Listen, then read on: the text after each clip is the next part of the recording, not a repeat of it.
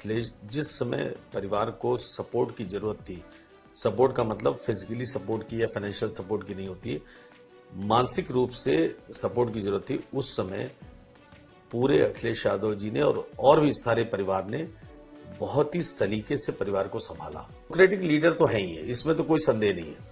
परिवार भी पूरा डेमोक्रेटिक है, नेताजी के गुण अखिलेश जी में है। बट अखिलेश जी ने जिस तरीके से अपर्णा जी को और बच्चों को, आज भी अगर आपने घाट पे देखा हो, छोटी वाली बच्ची को उन्होंने कैडबरीज चॉकलेट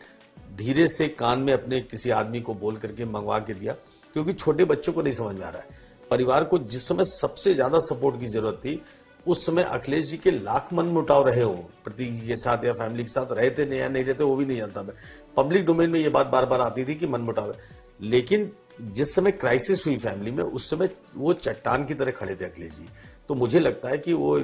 बहुत अच्छे इंसान है और उनका व्यक्तित्व जो है इसीलिए लोगों को पसंद है, क्योंकि छोटा मोटा मनमुटाव हर परिवार में होता है।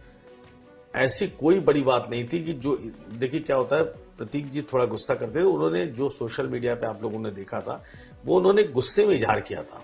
कि जब से आदरणीय नेताजी की, जब से वो स्वर्गवासी हुए थे, मृत्यु हुई थी और मैडम की मृत्यु हुई थी, उसके बाद से मुझे लगता है कि जो बात हम लोग फैमिली में भी सुनते थे कि उसके बाद से उनको अकेलापन लगता था और उसकी वजह से वो थोड़े डिप्रेशन में रहते थे। कभी मर्चरी में गए और इस बात को सुना समझा कि मीडिया में ऐसा चल रहा है कि कोई पॉइजनिंग कह रहा है, कोई कुछ कह रहा है, तो हम लोगों ने सबसे पहले उस बात को कंट्रोल करने का प्रयास किया, क्योंकि हम इस परिवार से जुड़े, हम जानते थे कि कोई फाउल प्ले था ही नहीं। उनको ओबेसिटी की दिक्कत थी